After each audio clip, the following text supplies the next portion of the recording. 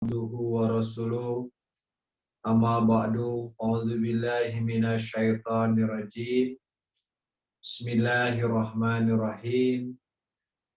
Alhamdulillahirabbil alamin. Arrahmanir rahim.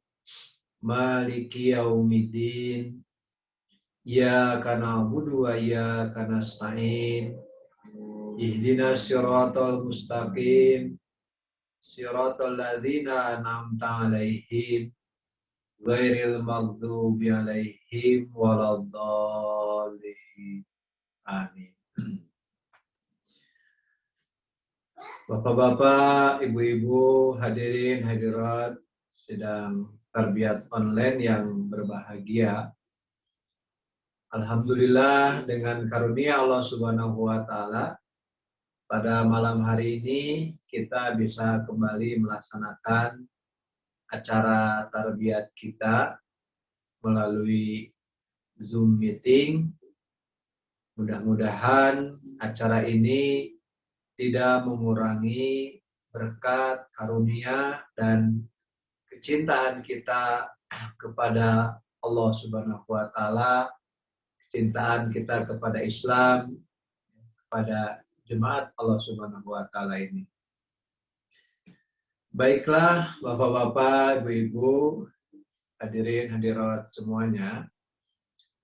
Karena kita dibatasi oleh waktu, ya, maka kita akan manfaatkan waktu yang sudah tersedia ataupun waktu yang ada ini kurang lebih 30 menit atau 40 menit ke depan kita akan mengadakan acara tarbiyat. Seperti kita ketahui bersama, ya, bahwa sampai hari ini, sampai saat ini, sampai detik ini, ya, pandemi yang melanda daerah kita, bangsa dan negara, bahkan seluruh dunia, ya, masih mengalami peningkatan. Nah, oleh karena itu, kita dianjurkan oleh Huzur, oleh imam kita tercinta, ya, supaya mengadakan acara-acara baik sifatnya tabligh ataupun tarbiyat itu melalui online. Ya, ini adalah sarana yang diberikan oleh Allah Subhanahu wa taala kepada kita. Oleh karena itu, mari kita sama-sama manfaatkan sebaik-baiknya. Alhamdulillah dengan karunia Allah Subhanahu wa taala, meskipun banyak keterbatasan di cabang kita, ya, di Brastagi dan juga di Kabanjahe, ya, kita sudah hampir 2 bulan ini rutin terus mengadakan acara pengajian secara online dalam waktu seminggu sekali. Ya, mudah-mudahan Bapak-bapak, Ibu-ibu semuanya terus memperhatikan hal ini. Ya, sekali lagi, ini jangan dianggap kecil, jangan dianggap remeh ataupun enteng, ya. Karena kalau tidak melalui ini kita mau pakai cara apa lagi? Ya, ada mungkin di beberapa tempat bahkan mereka berusaha untuk terus mengadakan secara tatap muka, tapi apa yang terjadi, ya, banyak kejadian-kejadian yang tidak kita harapkan. Nah, oleh karena itu di jemaat kita pun ya mudah-mudahan ini tidak sampai terjadi, dan sebagai sarananya ataupun solusinya kita memakai Zoom ataupun memakai via online ini. Ya, disinilah kita dituntut ketaatan kita. Ya, disinilah kita dituntut untuk patuh, ya, untuk ikut serta kepada aturan. Ya, sebagai orang jemaat yang sejati, sebagai orang jemaat yang mukhlis, yang taat, maka kita akan biasa dengan hal-hal seperti ini. Ya, insya Allah seperti kata imam kita tercinta dikatakan bahwa di dalam ketaatan itu ada berkahnya. Jadi bapak-bapak, ibu-ibu semuanya taatilah semuanya. Ya, kalau pusat menginstruksikan jangan mengadakan acara secara bergelombol dulu, mengadakan orang banyak dulu, taati itu semua. Ya, kemudian harus menjaga kesehatan, mencuci tangan, memakai masker, ya, itu taatilah. Ya, karena apa? Di balik ketaatan itu pasti ada berkahnya. Ya, tapi kalau kita tidak mau mentaatinya, ya maka kita tidak akan mendapatkan berkah.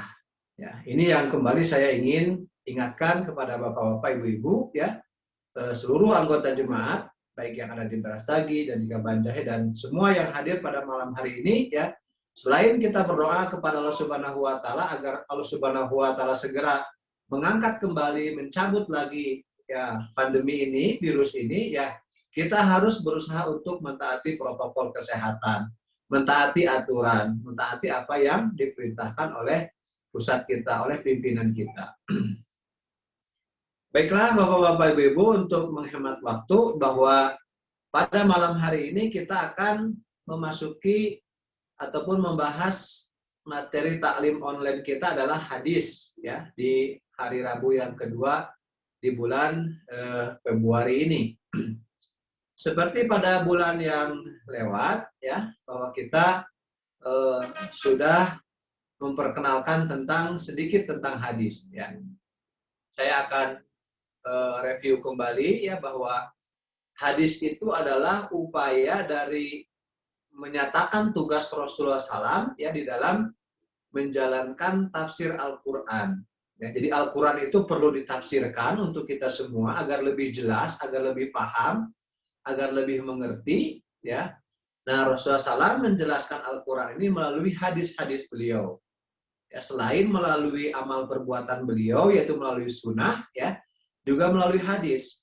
Artinya melalui penjelasan-penjelasan ataupun ucapan-ucapan yang beliau sampaikan kepada umat Islam saat itu, pada para sahabat saat itu. Ya, jadi hadis itu merupakan pedoman juga untuk kita, ya, pedoman hidup untuk umat Islam juga. Selain yang pertama ya Al-Quran, kemudian contoh dan sunnah Rasulullah SAW, juga ucapan-ucapan dari Rasulullah SAW. Ya, ini sudah dibahas di bulan yang lalu, tapi saya review sedikit saja ya mengenai tentang pentingnya hadis ini, bahwa tugas Rasulullah SAW itu adalah menjelaskan Al-Quran, seperti di dalam Al-Quran pun dikatakan kan, wa anzalna ilaika dzikra litubayyina linas. Ya, jadi sesungguhnya aku turunkan zikir ini, Al-Quran ini, ya, kata Allah Subhanahu Wa Taala kepada Nabi Muhammad, litubayyina, untuk dijelaskan kepada manusia dan kepada kita sebagai umat Islam. Nah, itu pentingnya kedudukan hadis ya. Nanti sambil berjalan di beberapa pertemuan ke depan, ya saya akan sampaikan juga perkenalan mengenai hadis, baik itu kategori hadis ya, mengenai hadis qauli, hadis takriri, banyak kategori sampai ada lebih dari 10 ya, sampai ada yang dikatakan hadis asar, dhaif dan lain sebagainya. Nah, itu nanti kita akan bahas ya di dalam pertemuan-pertemuan yang akan datang. Ya. Pada saat ini ya saya hanya akan menyampaikan bahwa bagaimana pentingnya kedudukan hadis ya sebagai pedoman hidup kita. Dan perlu diingat bahwa selain Al-Quran, Sunnah, dan hadis ya, di dalam hadis ini memiliki satu keunikan. Kenapa dikatakan keunikan?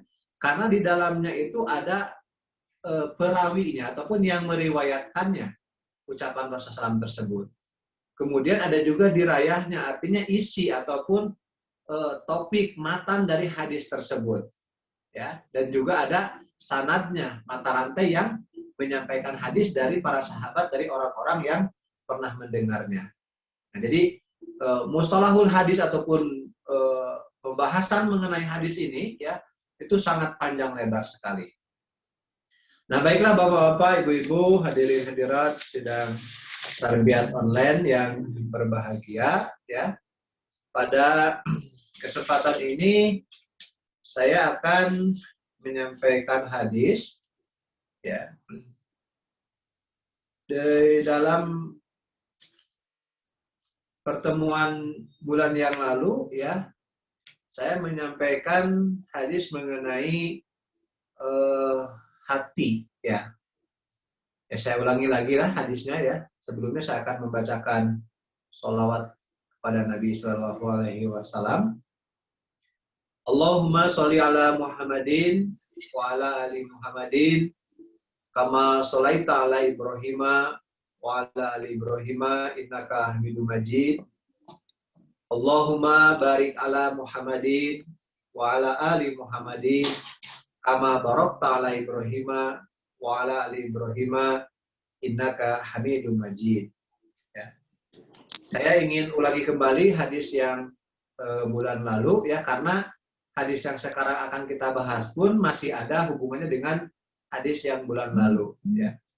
Jadi hadis yang disampaikan pada bulan lalu yaitu mengenai apabila hati baik ya dari seorang manusia, maka itu akan berpengaruh kepada anggota tubuh yang lainnya, akan menjadi baik juga ya.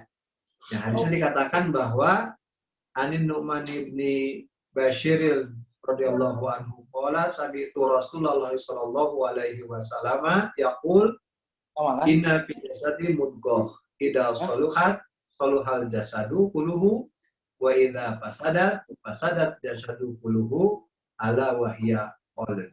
Ya, riwayat Bukhari. Artinya bahwa dalam tubuh manusia ada segumpal darah. Kalau dia baik, maka seluruh tubuh pun akan baik pula. Dan kalau dia rusak, maka seluruh tubuh pun akan rusak pula. Wahai kaum muslimin, perhatikanlah, dia itu adalah hati. Nah, ini adalah hadis yang bulan lalu yang saya sampaikan dan juga saya sudah jelaskan. Ya, untuk penjelasannya masih ada juga di dalam channel YouTube saya. Kalau bapak-bapak, ibu-ibu mau reviewnya ataupun mengulanginya lagi bisa dibuka. Nah, saya ingin menyampaikan hadis yang berikutnya. Ya. Hadis ini saya ambil dari 40 Game of Beauty, artinya dari 40 buah hadis, ya, mutiara hadis, ya, yang dikarang oleh Hajar Mirza Bashir Ahmad. Nah, ini bunyinya adalah, ataupun topiknya mengenai hindarilah hal yang senantiasa menimbulkan perasaan pedih dan pahit di dalam kalbu. Masih ada hubungannya dengan masalah hati. Bunyi hadisnya adalah seperti ini.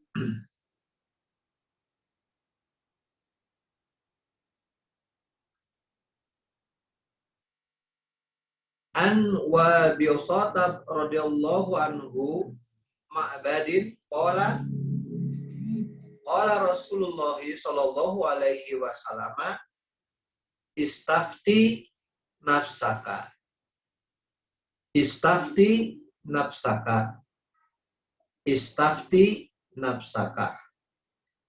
al-biru matma'anat ilaihi nafsu watma'ana ilaihil qalbu wal ismu ma haka fin nafsi wa taraddada fis sadri wa iniftakan nasu. Musnad Ahmad. Itu bunyi hadisnya. Artinya kurang lebih seperti ini. An Wabisota radhiyallahu, dari Wabisoh bin Ma'bad radhiyallahu anhu. Qala Rasulullah sallallahu alaihi wasallam, bahwa yang mulia Rasulullah SAW bersabda, istafti nafsaka, mintalah fatwa dari hatimu. Istafti nafsaka, mintalah fatwa dari hatimu. Sekali lagi beliau sampaikan, istafti nafsaka, mintalah fatwa ke dalam hatimu. Ya. Al-biru katanya, bahwa kebaikan itu ialah yang membuat dirimu tentram karenanya. Tadi ya, al-biru matma'anat ilaihi nafs. Ya. Kemudian, dan juga sejuk di dalam hati. Ya. Watma'ana ilaihil qalbu. Bahwa kebaikan itu selain tentram di dalam hati, juga sejuk di dalam hati. Kemudian keterangan berikutnya mengatakan wal ismu, sedangkan ismu ataupun dosa ataupun kesalahan, ya, mahaka fi nafsi wa taraddada fi sadri. Nah, jadi dosa itu dia akan ada keraguan di dalam hati ataupun di dalam dada, dan juga ada kesempitan di dalamnya. Nah, ini mengenai dosa. Katakan bahwa wa inif takan nafsu. Nah, dan meskipun orang-orang itu mengatakannya bisa ataupun boleh. Ini hadis yang tadi saya sampaikan masih ada eratannya dengan erat kaitannya dengan masalah hati.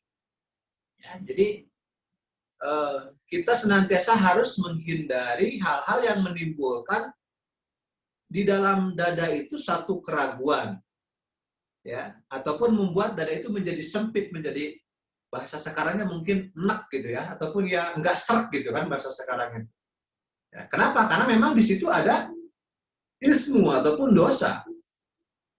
Ya, itu bisa kita rasakan sendiri. Nah, penjelasannya seperti ini. Di sini dikatakan bahwa sabda yang mulia Rasulullah SAW ini berdasarkan kepada kebenaran abadi, yaitu Allah Ta'ala yang menjadi khalik dari fitrat telah menganugerahkan fitrah yang murni kepada setiap manusia. Hanya saja kejadian-kejadian kemudiannya yang membelokkan ke jalan yang salah. Sehingga fitrah murninya itu tersembunyi di dalam bungkusan-bungkusan yang kotor. Tetapi walaupun demikian, sinar fitrah dan cahaya sanubarinya itu tidaklah padam sama sekali. Bahkan selama hidupnya masih berguna baginya sebagai pelita hati, dan kadang-kadang orang yang bergelimang di dalam limbah dunia ataupun di dalam dosa sekalipun, bila merenungkan keadaan dirinya, maka fitrah itu akan muncul dari lapisan-lapisan keduniawiannya sambil mencercak kepadanya. Nah, ini ya. Jadi perlu kita perhatikan bahwa Allah Subhanahu wa Ta'ala secara insani, secara alam kita, secara manusiawi, ya, sudah menganugerahkan hati kepada kita itu mengakui suatu kebenaran. Ya, artinya di dalam lubuk hati kita itu, ya, kalau itu suatu kebenaran, kita tidak bisa memungkirinya, kita tidak bisa menolaknya. Kalau memang karena itu memang benar. Ya, dan ini memang fitrah yang dianugerahkan oleh Allah Subhanahu wa Ta'ala kepada kita. Nah, adapun kejadian-kejadian kenapa kita suka berbelok ke sana kemari ataupun kita bisa tergelincir, ya, karena memang banyak peristiwa, banyak kejadian-kejadian yang menuntut kita untuk melakukan hal tersebut, melakukan hal yang salah tadi, sehingga kita tergelincir kepada dosa. Ya. Bahkan kalau kita sudah tergelincir ataupun kita masuk ke dalam limbah dunia sekalipun, kalau kita betul-betul ditanya ke dalam lubuk hati kita yang paling dalam, lubuk hati kita yang paling kecil, maka kita akan menolaknya. Karena itu suatu kesalahan, karena itu adalah dosa. Ya. Nah, jadi inilah fitrah yang oleh Allah Subhanahu wa Ta'ala anugerahkan atau Allah Subhanahu wa Ta'ala berikan kepada kita sebagai manusia. Ya. Sebagai tadi di dalam hadis dikatakan, ya, istafti nafsaka, istafti nafsaka. Jadi sebetulnya fatwa yang sesungguhnya itu ya ada di dalam diri kita, ada di dalam hati kita. Jadi kalau yang namanya suatu kebenaran itu tidak akan lari kemanapun. Pasti dia akan memberikan ketentraman, akan memberikan ketenangan. Tapi sebaliknya kalau namanya dosa, meskipun kita misalkan berucap, oh ini tidak masalah, oh ini gak apa-apa, tetap hati kita itu menolaknya. Ini lain, ini tidak bisa seperti itu. Ya, misalkan satu contoh, ya, kita sudah dianjurkan oleh pusat, diinstruksikan ya bahwa kita ini misalkan tidak bisa mengadakan acara tatap muka ataupun kegiatan-kegiatan yang langsung berhadapan-hadapan melibatkan orang banyak.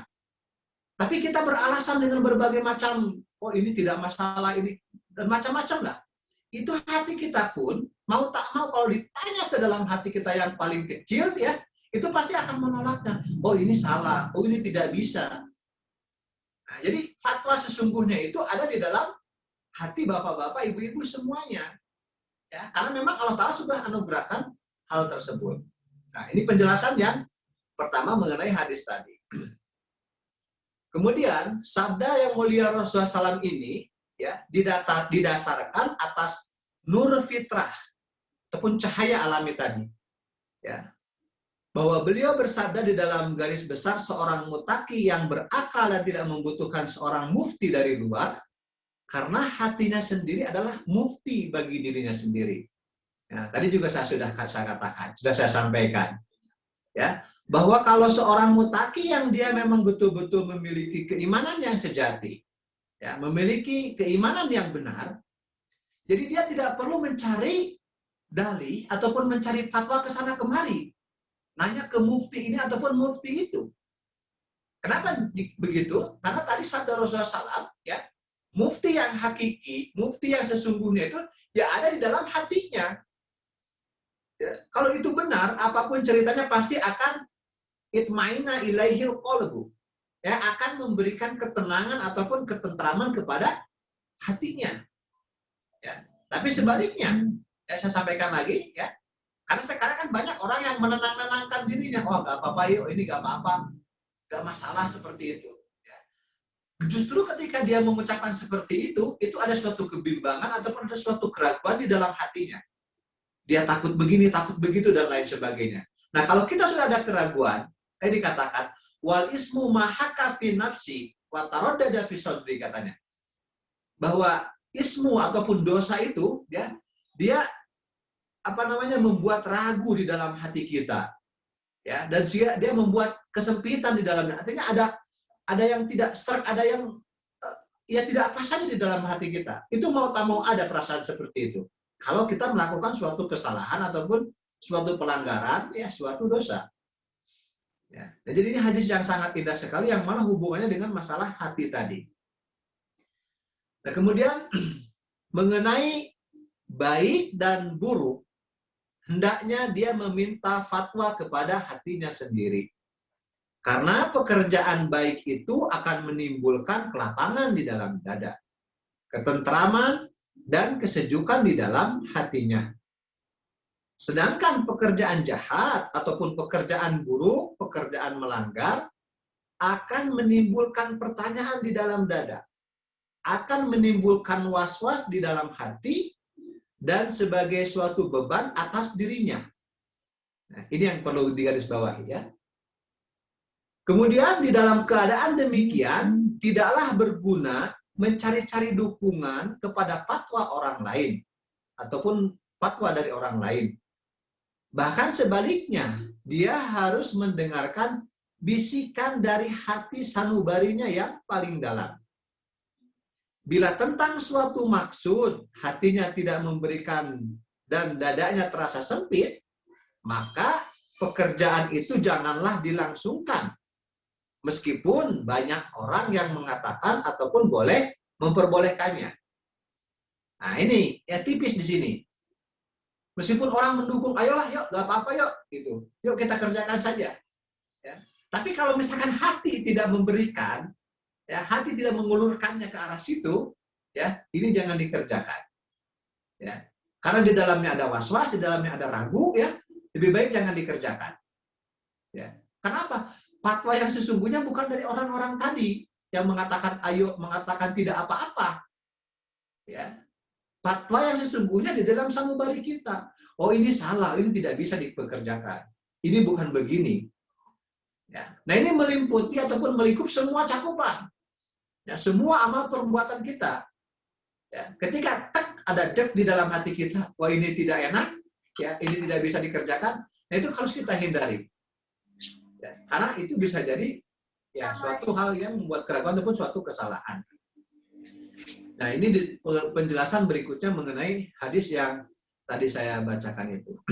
Kemudian terakhir, ya, masih ada waktu lebih kurang 10 menit lagi. Tetapi, ya, sebagaimana sabda yang mulia Rasulullah SAW tadi katakan bahwa istafti nafsaka. Ya, dalam hadis ini dikatakan sampai 3 kali. Ya, 3. Ya, istafti nafsaka, istafti nafsaka. Ya, jadi mintalah fatwa ke dalam dirimu. Jadi di dalamnya itu ada isyarah bahwa untuk mengambil fatwa dari hati sanubari itu, ya, seseorang harus berada di dalam keadaan menyepi. Barulah dia bisa merenungkan dan memikirkan penuh dengan ketakwaan. Nah, ini ya. Jadi yang namanya tadi rasa ke dalam hati kita itu, ya, perlu kita asah, bukan kita apa namanya istilahnya bebaskan begitu saja liar tanpa ada dipelihara, ya. Jadi perasaan tadi ragu, was-was, tenang, tentram dan lain sebagainya itu, ya, itu akan ada di dalam hati ketika kita ini, ya, betul-betul berkonsentrasi, betul-betul menyepi, ya, betul-betul mendekatkan diri, ya, penuh dengan ketakwaan kepada Allah Subhanahu wa taala. Ya, mungkin kalau bagi orang-orang yang dia jauh dari Allah Subhanahu wa taala tidak akan berbekas di dalam hati. Mau dia melaksanakan dosa, mau dia melaksanakan kejahatan kesananya, dia merasa aman saja, bebas saja, tenang saja, tentram saja. Ya. Tapi kalau kita biasa misalkan menyepi, menenangkan diri, kemudian beribadah penuh dengan kehusyuan, melaksanakan tahajud dan lain sebagainya, ya, maka ketika ada hal-hal pekerjaan yang tidak sesuai, itu akan langsung kena ke dalam dada kita, kena ke dalam hati kita, bahwa ini salah, ini tidak bisa dilakukan. Ya. Jadi sekali lagi di sini perlu dikatakan, perlu digarisbawahi bahwa hati ataupun sanubari itu, ya, akan bisa menilai mana yang benar ataupun mana yang salah ketika kita ini dipenuhi dengan ketakwaan. Nah, oleh karena itu ibadah kita, ya, sholat kita, kemudian juga tahajud kita, puasa, nafal dan lain sebagainya, ini adalah upaya untuk mengasah ketakwaan kita, untuk meningkatkan ketakwaan kita, ya, sehingga isyarah ataupun hal-hal yang membuat menjadi ragu, membuat menjadi salah itu terbersih di dalam hati kita. Ya, ini juga hal yang perlu kita perbaiki ataupun perlu kita pahami dengan sesungguhnya.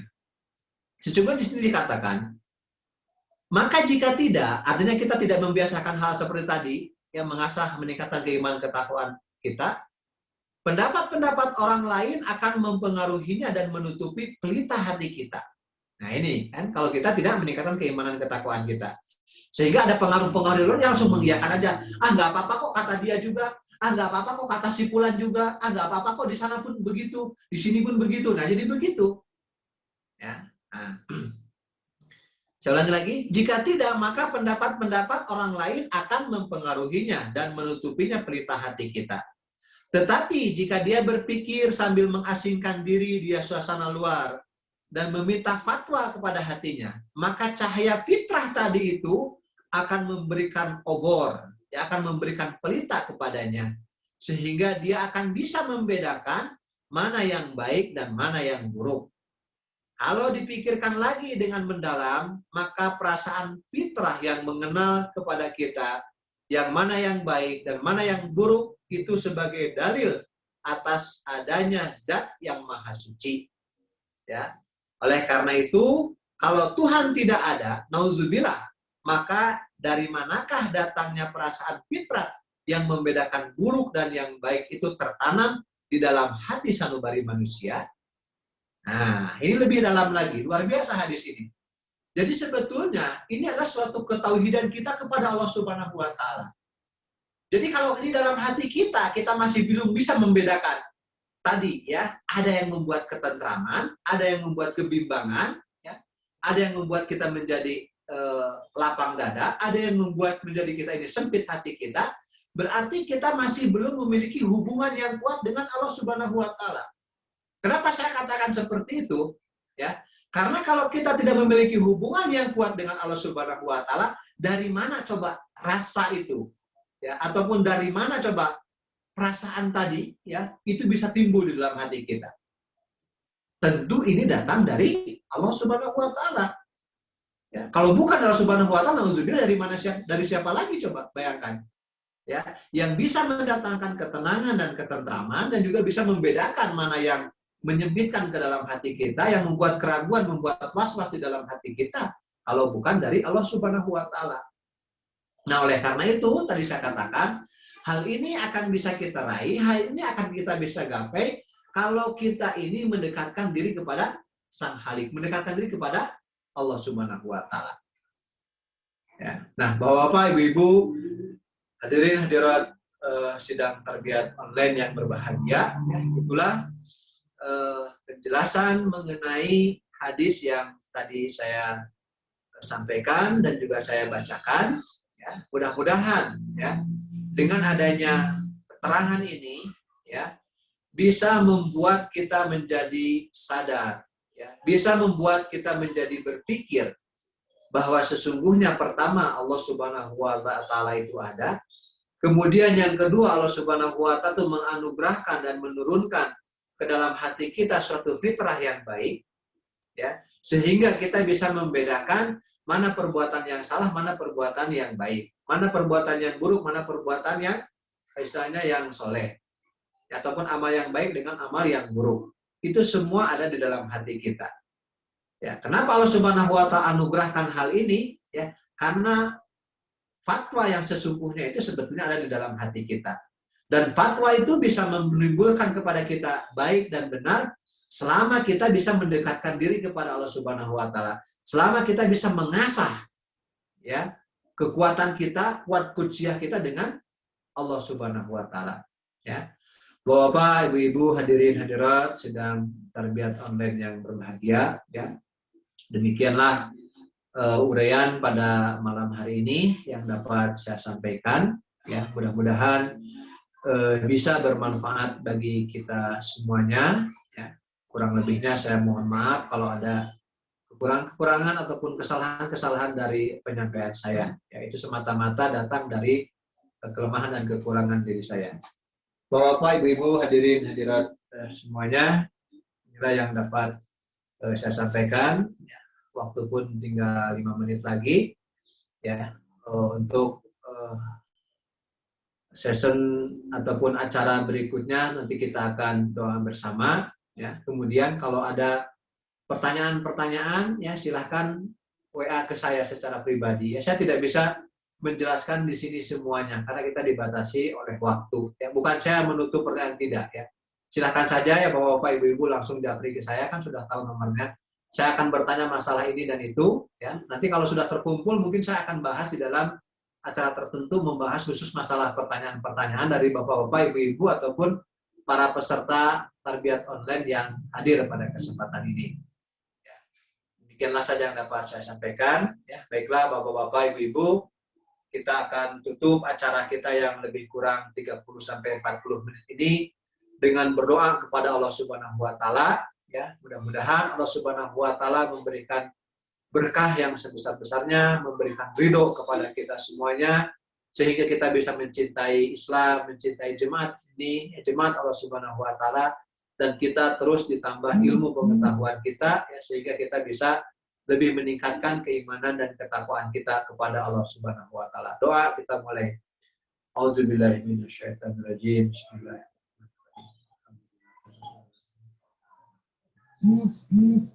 Ya karena berdua ya nasta'in. Inna syurata syurata ladzina an'amta 'alaihim ghairil maghdubi 'alaihim waladdallin. Allahumma shalli 'ala Muhammadin wa 'ala ali Muhammadin kama shallaita 'ala Ibrahim wa 'ala ali Ibrahim wa barik muslim. Rabbana atrik 'alaina sabra wa tsabbit aqdamana wansurna 'alal qawmil kafirin. Allahumma inna naj'aluka fi nuburihim wa na'udzubika min shururihim. Rabbana hab lana min azwajina wa dzurriyyatina qurrata a'yun waj'alna lil muttaqina. Rabbi shrah li sadri wa yassir li amri wahlul 'uqdatam min lisani yafqahu qawli. Rabbi zidni ilman warzuqni. Rabbana atina fid dunya hasanah wa fil akhirati hasanah wa qina adzabannar. Rabbana atina fid dunya hasanah wa fil akhirati hasanah wa qina adzabannar. Rabbi kullu syai'in qadimuka, Rabbi kullu fahfazna wansurna warhamna. Allahumma hdi qaumi fa innahum la ya'lamun. Allahumma hdi qaumi fa innahum la ya'lamun. Rabbana hab lana min azwajina wa dzurriyyatina qurrata a'yun waj'alna lil muttaqina imama. Rabbana innaka antas sami'ud du'a wa tub 'alaina innaka antat tawwabur rahim. Amin Allahumma amin. Jazakumullah khairan jazaa pada Bapak-bapak, Ibu-ibu semuanya. Demikianlah acara tarbiyat online kita pada malam hari ini. Assalamualaikum warahmatullahi wabarakatuh. Ya, tetap di rumah, jaga kesehatan, jangan lupa memakai masker, kemudian juga menjaga jarak, ya, dan menghindari kerumunan. Demikian, Assalamualaikum warahmatullahi wabarakatuh.